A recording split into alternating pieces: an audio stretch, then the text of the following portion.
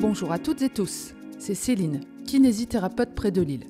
Bienvenue dans ce nouvel épisode de Kinécast de la Fédé, de la communauté dynamique et innovante des kinésithérapeutes. Chaque semaine, vous découvrirez les témoignages, les conseils et les astuces de kinés passionnés et engagés sur des sujets qui vous interpellent dans votre pratique et aussi sur l'actualité. Ensemble et avec la Fédé, bougeons les lignes de la kinésithérapie. Bonne écoute! Kiné Actualité est partenaire de Kinécast. Actualité, interviews, reportages, mais aussi formation continue et gestion du cabinet, tout ce dont vous avez besoin est dans Kiné Actualité, le magazine de référence pour la profession. Bonjour à toutes, bonjour à tous, bienvenue dans ce nouvel épisode de Kinécast. Alors il y a quelques semaines, je recevais Arnaud Barbier, kinésithérapeute dans l'Hérault et vice-président du développement et à l'animation de la vie syndicale de la FFMKR, pour un épisode qui a été très écouté, kiné et numérique, passé au niveau supérieur sans stress. Dans cet épisode, beaucoup de questions ont été posées sur les réseaux, en particulier sur 3 sujets. L'application Carte Vitale, l'ordonnance numérique et le TLA. Alors avec Arnaud, on reprend donc le micro aujourd'hui pour clarifier ces différents points. Bonjour Arnaud. Bonjour Céline. Merci d'avoir accepté de participer à cet épisode. Merci de me recevoir. Avec plaisir.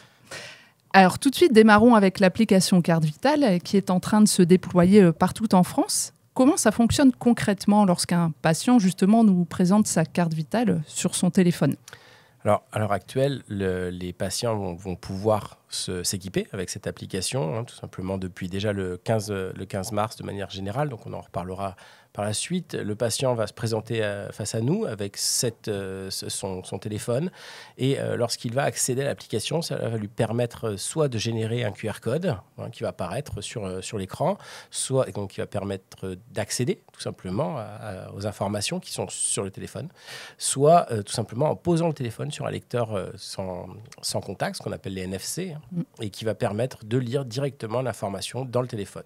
Donc 2 types de lecture, soit une lecture avec un lecteur data matrix, la douchette comme on l'appelle, comme celle qu'on peut avoir quand on va faire nos courses, et puis on va avoir sinon l'opportunité d'utiliser les webcams qui permettent aussi tout simplement de reconnaître, comme on l'a sur nos téléphones lorsque l'on veut aller sur un QR code, et sinon comme je disais le lecteur sans contact. Alors, tu disais justement, est-ce que tous les usagers peuvent télécharger cette application actuellement ? Alors, l'objectif, c'est de réussir à toucher un maximum d'usagers. Le souci, c'est les serveurs. Il faut qu'on puisse héberger suffisamment de données. Et donc, lors de la mise en application de l'application Carte Vitale, il a fallu réussir à échelonner la mise en route du dispositif. On a donc commencé sur des départements tests, donc les Bouches-du-Rhône par exemple, on avait aussi le Puy-de-Dôme, on avait d'autres départements qui étaient disséminés sur la France avec des caisses tests. Et puis à partir du 17 mars 2025, cela a été étendu à différentes régions qui, elles, ont pu directement s'équiper. Et donc les usagers pouvaient télécharger l'application. Et enfin, une deuxième vague qui devra arriver à la fin du mois de juin et une dernière vague qui sera à la fin de l'année 2025. En fait, il y a 2 types, c'est ça qu'il faut comprendre, d'enrôlement. D'accord ? N'importe qui peut à l'heure actuelle télécharger l'application Carte Vitale. Ça, c'est la première chose. Si votre caisse est couverte, donc c'est différentes régions, donc là, on va dire à l'orée du mois de juin 2025, donc pour juillet, on va avoir le PACA, on va avoir la Normandie, le Grand Est, on va avoir la région Auvergne-Rhône-Alpes aussi, et il doit y avoir les Hauts-de-France. Voilà. Donc en gros, ces régions-là, vous allez tout simplement pouvoir vous connecter et vous faire reconnaître par l'application, donc faire un enrôlement, ce qu'on appelle vidéo. Donc vous allez vous filmer tout simplement votre visage et ça va permettre de vous faire reconnaître dans l'application. Cet enrôlement-là, il permet de sécuriser. On est d'accord, mais c'est important, c'est la cybersécurité, la protection des données, la protection de l'usage, et donc aussi assurer à votre interlocuteur qui sera en face de vous, le professionnel de santé, qu'il puisse vous facturer et faire le bon soin à la bonne personne. On avait parlé d'identité-vigilance. Et l'idée là, c'est que cet enrôlement-là est un peu plus complexe. C'est pour ça qu'il se fait sur ces régions-là. Et après, il va y avoir une autre vague sur, par exemple, Occitanie, la Corse, etc. Et puis une dernière vague avec Île-de-France et les DROM, les départements et régions d'outre-mer. Par contre, toutes les personnes qui ont une carte nationale d'identité électronique, cette format carte bancaire, peuvent tous, sur France entière, et les DROM aussi, s'enrôler dans l'application carte vitale. Donc, c'est quand même disponible pour un grand nombre d'usagers. Toutes les personnes avec la carte nationale d'identité électronique, puisque l'identitovigilance a été réalisée pour faire la carte d'identité électronique. Donc, on inscrit directement son application carte vitale grâce à cela, soit sur les régions que j'ai citées précédemment, en faisant l'enrôlement vidéo. Pour faire un retour d'usage, je l'ai testé justement avec France Identité et ça fonctionne très bien, c'est très rapide. C'est exactement ça. L'idée, c'est de réussir à faire quelque chose de très simple pour les usagers et permettre d'avoir sa carte vitale tout le temps sur soi. Alors justement, quel est l'objectif, quels sont les avantages de cette application carte vitale par rapport à la carte vitale physique ? Alors, l'intérêt, c'est qu'à l'heure actuelle, on est plus souvent avec son téléphone sur soi qu'avec son portefeuille et surtout sa carte vitale à l'intérieur. Les gens ont tendance à la laisser de côté. Nous sommes dans une profession où on a tendance à facturer sur des factures en série de séances et pas forcément à la séance. Donc, l'usage fait que souvent les patients ne viennent pas avec et donc on va se retrouver en retard finalement pour faire de la facturation. Donc, avantage 1 pour nous, professionnels de santé, pouvoir facturer systématiquement les séances lorsqu'on le souhaite, puisque le patient l'a, en règle générale, toujours sur lui. Deuxième avantage, mise à jour systématique des droits du patient. De par le fait d'être relié directement à la caisse de l'assuré, ça va permettre de mettre à jour sa situation systématiquement dans l'application. À terme, aussi, la possibilité d'inscrire dessus sa mutuelle, son assurance maladie complémentaire. Ce qui fait que le patient n'aurait pas à vous présenter la carte vitale d'un côté, la carte de mutuelle de l'autre, ce qui permet une prise en charge aussi plus complète et une inscription directement dans les dossiers des patients. Voilà, globalement, c'est la possibilité d'avoir la carte vitale à toute heure, à tout lieu sur soi. Et donc, sur notre logiciel métier, quelles données seront justement inscrites sur notre logiciel ? L'idée à l'heure actuelle sur le cahier des charges, c'est de nous donner l'INS, l'identité numérique de santé, donc c'est-à-dire nom, prénom, date de naissance, lieu de naissance. Normalement, on a l'adresse. Maintenant, les caisses les ont reliées, en tout cas les plus grands régimes. On va avoir la date de naissance et on va avoir aussi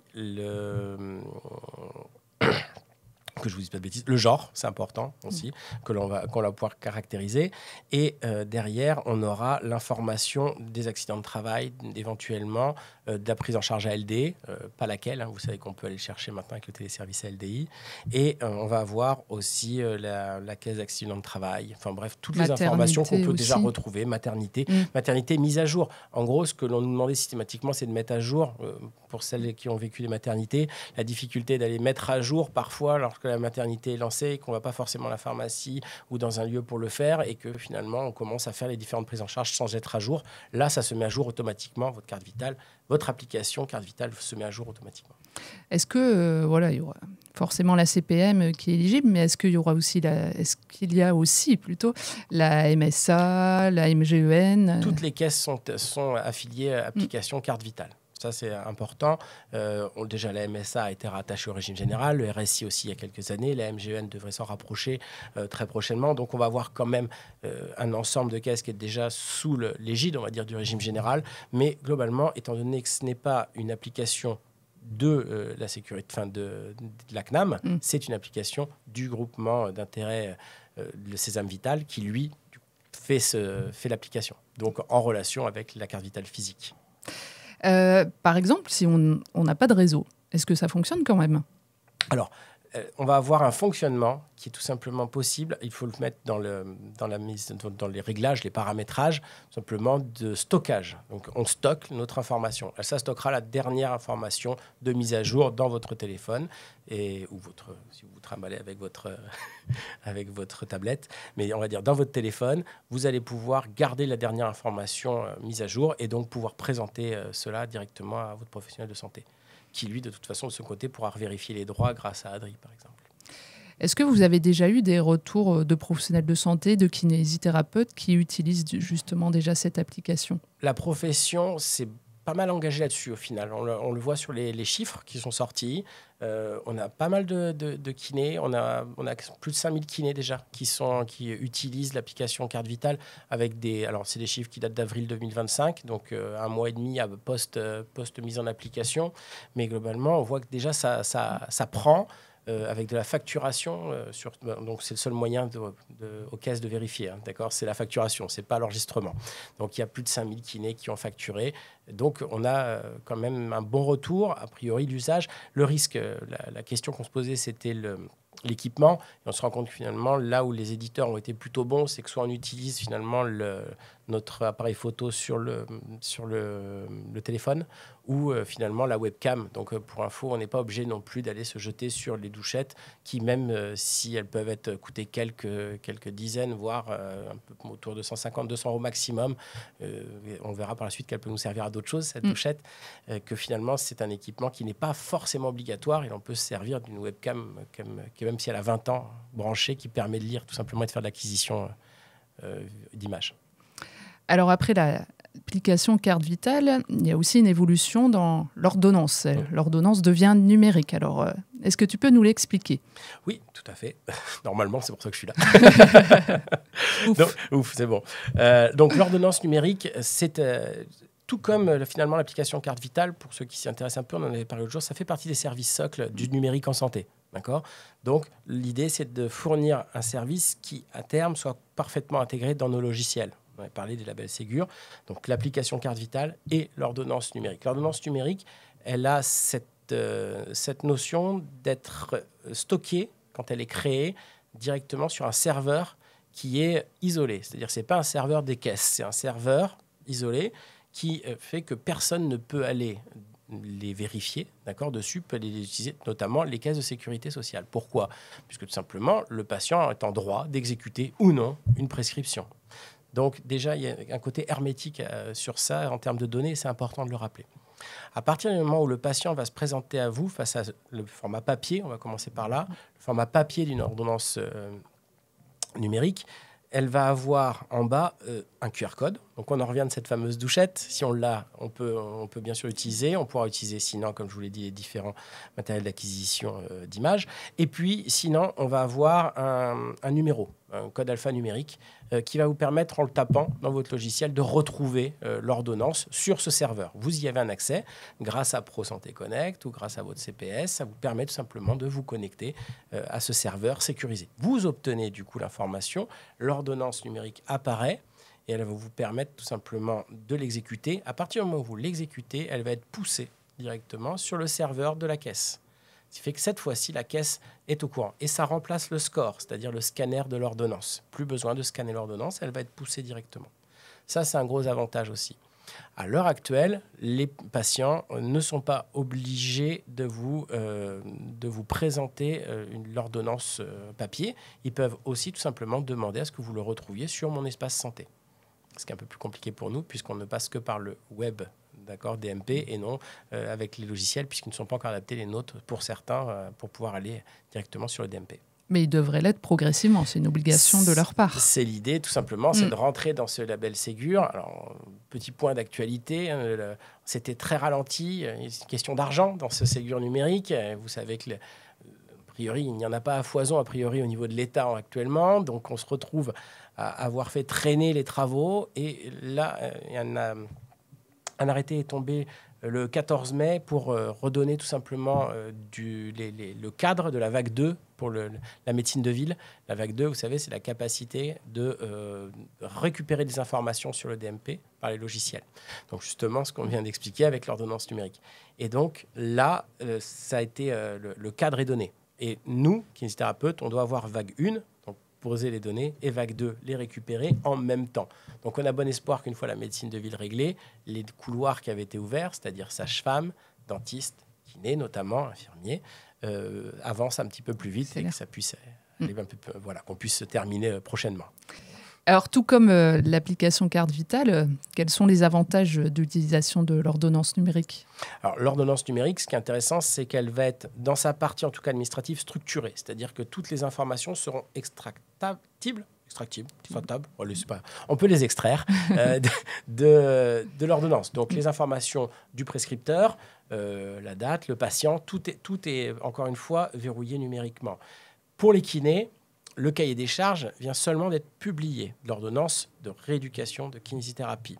Donc, ce cahier des charges, maintenant, il va amener les éditeurs de logiciels à les intégrer dans leur logiciel pour une mise en application, on l'espère, d'ici la fin de l'année 2025. Donc, il va y avoir toute cette capacité-là structurée. Et puis, à l'intérieur, les informations, notamment de prise en charge, donc médicale, on va dire, d'orientation médicale plutôt que de diagnostic, parce que je vous en parlerai après. L'orientation médicale, elle, va être à la liberté du prescripteur d'inscrire tout simplement ce qu'il a envie de mettre. Par contre, il y a une case qui permettra de mettre le diagnostic médical qui est caché. C'est-à-dire que les seuls qui auront accès, c'est le patient, le prescrit et le prescripteur. Ce qui fait que l'administration ne le verra pas. C'est une grande avancée pour nous, parce que souvent, on se retrouve avec des prescriptions où il n'y a pas de diagnostic médical, qui n'est pas accompagné d'une lettre du prescripteur nous donnant les informations, et encore moins d'informations sur notre messagerie de santé sécurisée, sur le diagnostic du patient, ce qui nous aide souvent pour nous orienter sur la prise en charge. Donc ça, c'est les avantages. Deuxième avantage, c'est que ça évite le patient qui vous dit « Eh ben, j'ai oublié ma prescription ». Tout est disponible. Normalement, le patient peut l'avoir directement sur mon espace santé. D'accord. Alors, est-ce que ça signifie à terme la fin de l'ordonnance papier ? Oui, mais pas demain, mais pas après-demain. L'application carte vitale, pour revenir sur avant, c'est 10 ans minimum. Encore, on part sur une idée que dans les 10 prochaines années, la carte vitale physique continuera à exister. Donc, pour les ordonnances, pour les prescriptions, idem. Il y a aussi quand même, c'est un support opposable, la prescription. Donc, du coup, elle va devoir rester, cette ordonnance papier, encore un petit moment, le temps de mettre dans la loi que la numérique remplace complètement et peut se substituer. La seule chose qu'à l'heure actuelle, on peut avoir, c'est que le patient a le droit de demander de ne pas avoir le papier et de n'avoir que le format numérique. À l'heure actuelle, l'usage fait que le patient doit avoir et le format papier et le numérique à disposition. On est encore là-dedans. Alors, on voit bien que ces deux évolutions arrivent. Il faut s'en emparer.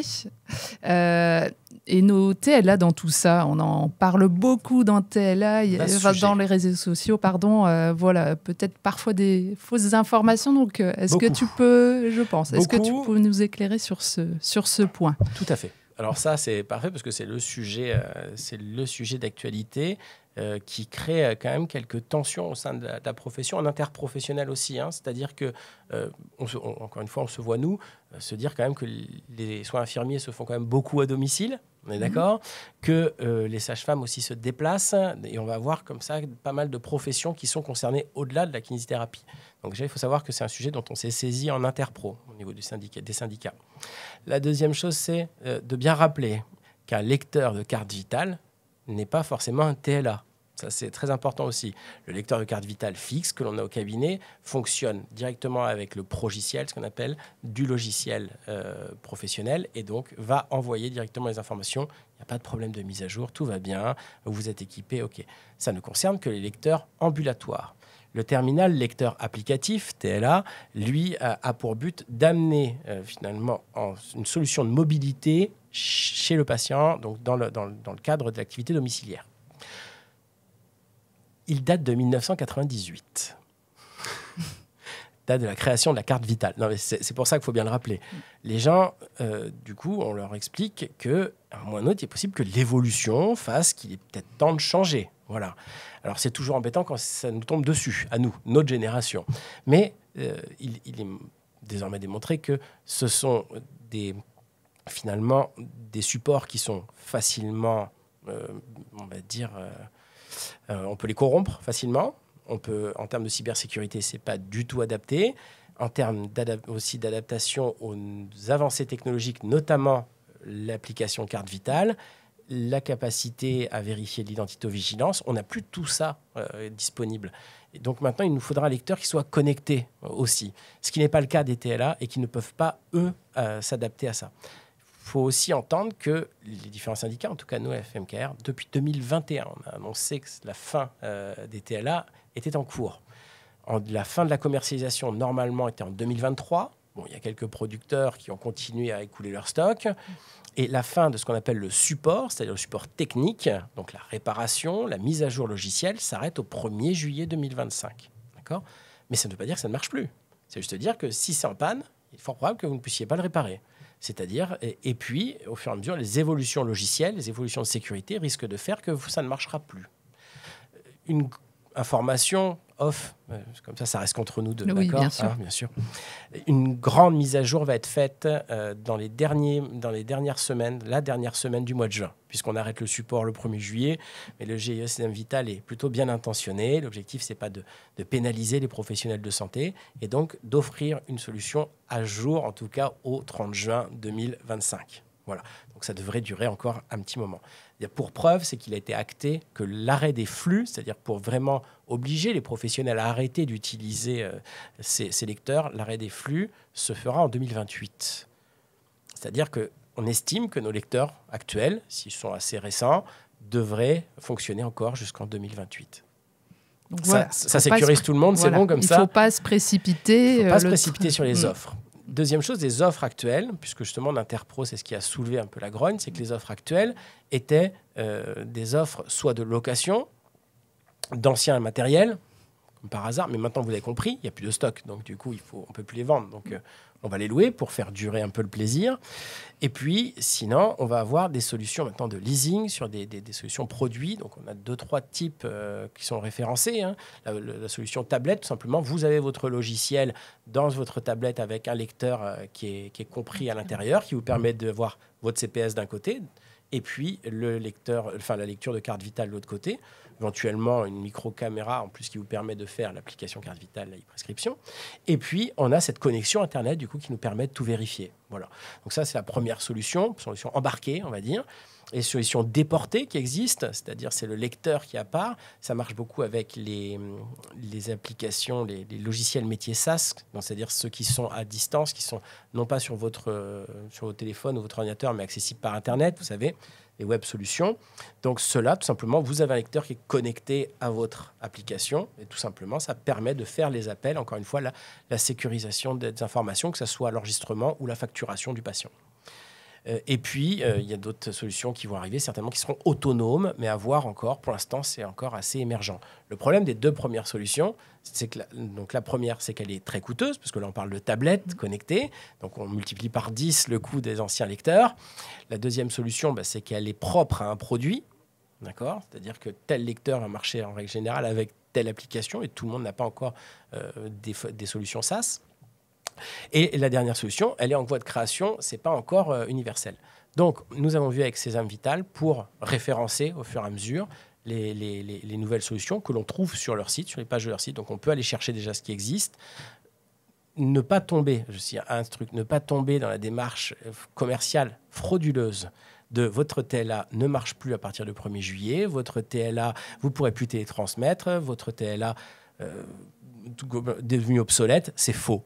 Voilà, c'est tout à fait faux. D'ailleurs, il y a même des éditeurs de logiciels, je ne donnerai pas les noms, mais vous irez voir, qui avaient des pages qui le disaient, qui ont été effacées, et même certains qui ont fait machine arrière en envoyant des informations en disant « Votre TLA continuera à marcher à partir du 1er juillet ». Parce que, justement, on a fait ce travail de fond avec les syndicats. C'est important de le rappeler. Tout à fait. Alors, donc, est-ce qu'il y aura d'autres fonctionnalités sur ces TLA nouvelle génération au-delà de la lecture de l'application carte vitale, ordonnance numérique? C'est pas mal. Oui. L'idée, c'est la sécurité du patient. Voilà. Donc, après, chaque éditeur, justement, pourra employer éventuellement le lecteur pour en faire d'autres formules, plutôt à l'usage. C'est des choix ergonomiques, on va dire. Mais à l'heure actuelle, ce qu'il faut, c'est réussir à implanter dans ces lecteurs les services socles dont on a parlé précédemment. Hein, d'accord ? Donc, c'est-à-dire l'ordonnance numérique, l'application carte vitale, la capacité de vérifier l'INS du patient, vérifier éventuellement ce qu'on appelle l'interrogation des bases et le calcul en ligne des complémentaires, l'IDBCLC, ce qui permet de savoir la prise en charge de la complémentaire aussi de nos patients. Donc, tout ça, ça va pouvoir être fait en live comme vous le faites avec votre logiciel au cabinet. Donc, pour un équipement qui finalement a un certain coût, mais on a vu que finalement le FAMI avait un peu été augmenté quand même, et dans le cadre de l'exercice coordonné, des éléments connectés qui font partie des prises en charge, on a presque doublé le FAMI. Pour rappel, c'est un forfait d'aide à la modernisation, c'est pas une rémunération en plus. Donc normalement, si ça nous aide à nous informatiser un lecteur qui coûterait même 300 ou 400 euros, il va tomber d'un coup. Et si c'est au-delà, fiscalement, il s'amortit sur 4 ans, 5 ans. Donc ça laisse quand même l'opportunité de pouvoir investir dans du matériel pérenne qui, en plus, répond aux attendus en termes de validation, de validité, de conformité et de réglementation. Alors, vers qui les kinés pourraient se tourner si vous avez des questions, si vous souhaiteraient être accompagnés pour l'achat d'un appareil ou est-ce qu'il y a des formations qui existent justement? Alors, vers moi, mais pas tout le monde, s'il vous plaît. Non. Non. Retournez-vous vers vos responsables syndicaux, premièrement, qui en règle générale sont informés. Vers la page, comme je disais, les pages du GIE-CM Vital, qui ne sont pas toujours hyper ergonomiques, ce n'est pas évident de circuler dedans, mais toutes les informations, normalement, y sont. Et puis, vous allez avoir les formations en numérique en santé, tout simplement comme nous le faisons à l'INK, donc avec les formations justement sur le traitement de données, et puis une formation qui va sortir très prochainement sur les outils de santé, les outils numériques, dont on parle justement du TLA et de son usage. Mais dites-vous bien que les solutions qui sont validées, elles sont sur le portail du GIE-CM Vital. Il faut juste prendre le temps. Ça vaut le coup de savoir ce qui existe et de surtout choisir son matériel en fonction de nos usages. Ça ne sert à rien de prendre un TLA si on travaille exclusivement au cabinet, par exemple. Ouais. Et puis, allez chercher la bonne information au bon endroit. Est-ce que tu aurais un dernier conseil justement sur un meilleur passage, une meilleure évolution vers le numérique en santé ? Ouais, arrêtez d'écouter tout ce qui se dit dans les commentaires sur les sites, sur les réseaux sociaux. C'est extrêmement fatigant. J'ai arrêté d'y répondre, pour ma part, parce que c'est beaucoup trop... on rentre sur une pseudo-démagogie où, malheureusement, on tombe tous dans le... Moi, le premier, si je n'ai pas l'information, du coup, je vais la chercher, mais sur les informations qu'on peut avoir, notamment des éditeurs. Donc, prenons le temps. On a la chance, par les syndicats, de siéger dans les instances qui décident ça dans le numérique. J'ai la chance d'y représenter la FFMKR, notamment, et donc les kinésithérapeutes, et d'avoir l'information juste et sinon de pouvoir nous renseigner. Donc, n'hésitez pas à plutôt aller chercher l'information sur le site de la FFMKR, d'aller chercher l'information auprès de vos représentants, sur les éditeurs de logiciels, mais en y allant avec une certaine retenue, parce que vous avez compris qu'ils ont aussi des intérêts commerciaux et financiers, et éventuellement, comme je vous disais, sur le GIE-CM Vital. Et surtout, formez-vous et informez-vous sur des zones qui sont référencées et reconnues. Eh bien, merci Arnaud pour toutes ces explications. Merci Céline. Et à bientôt. À très bientôt. Merci de nous avoir écoutés. On espère que cet épisode vous a plu. Si c'est le cas, je vous invite à laisser un avis sur votre plateforme d'écoute préférée et à partager l'épisode autour de vous. N'hésitez pas également à nous dire quel sujet vous aimeriez que l'on aborde dans les prochains épisodes et quels invités vous souhaiteriez écouter. Pour ça, dites-le nous en commentaire. N'oubliez pas de nous suivre sur les réseaux sociaux et de visiter le site web de la FFMKR pour rester informé des dernières actualités et des événements à venir. Votre soutien et votre engagement sont essentiels pour faire avancer notre profession. Kiné Actualité est partenaire de KinéCast. Actualité, interviews, reportages, mais aussi formation continue et gestion du cabinet, tout ce dont vous avez besoin est dans Kiné Actualité, le magazine de référence pour la profession.